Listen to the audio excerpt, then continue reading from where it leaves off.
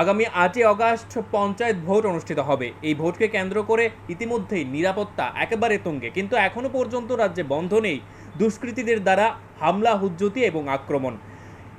মঙ্গলবার খয়েরপুরে অজ্ঞাত দুষ্কৃতীদের দ্বারা আক্রান্ত সহজ সরল রশিদ মিয়া, তিনি মানসিকভাবে অসুস্থ ছিলেন।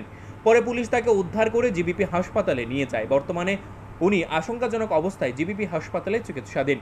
তার বাড়ি পশ্চিম নোয়াবাদী এলাকায়। খবর পেয়ে আত্মীয়রা হাসপাতালে ছুটে আসে। কি কারণে ঘটনাটি ঘটেছে তা এখনো পর্যন্ত স্পষ্ট নয়, তবে পুলিশ ঘটনার তদন্ত শুরু করেছে।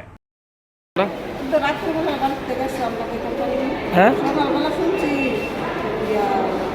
একজন আয়া করছে বাজারের ভিতরে মাইরা রাস্তা ফেলে গেছে। তখন শুনে সবাই জানাজানি করছে। তার ভাইও গেছে, আমরাও গেছি। এবার থানার থেকে আবার আমদানি না নাম আছে, ওইখানটা করছে বলে মোবাইলে পাঠাচ্ছি বলে আমরা দেখছি। দেখি শুনেছি তখন তারা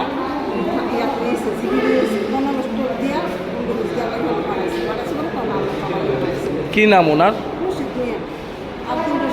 বয়স কত? উনি বাড়ির থেকে কই গেছিল?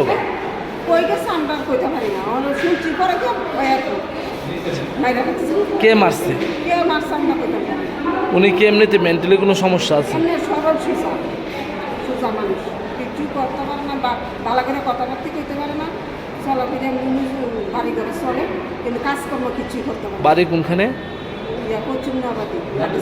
ওনারা উদ্ধার করছে কে এখান থেকে? উদ্ধার করছে পুলিশ। তো এখন অবস্থা কিরকম? বেশি ওই তো সব কিছু করছি, দালানা তো বেশি একটা। কি দিয়ে মানে কি কোন জায়গাতে মারছে? ফিটে, বুকে, মুখে, কানে, মাথা সব দামের তো দেখে অত পরীক্ষা করতেছে। ওই দহনও তো করার ভিতরে ওরা তো নাক কানে যে রক্ত হয়েছে, ওখানে আবার পরীক্ষা করবে। আপনারা কি এই বিষয় নিয়ে থানাতে মানে দ্বারস্থ হয়েছেন? না, এখন তো আমরা তো আইসে বলে আমরা ইয়ে করতেছি, তো এমনি করছে, এফআই করছে, কিন্তু আমরা তো এখন হিয়ানো গিয়ে কোনো ইয়ে করতে পারছি না।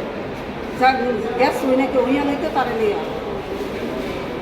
আপনার কি হয়? আমার দেহ কি মনে হচ্ছে মানে এরকম একটা ঘটনা মানে তালুকে এভাবে কি করে মারছে এটা তো আমরা কইতে পারি না। Bureau report, news live 24 Tripura.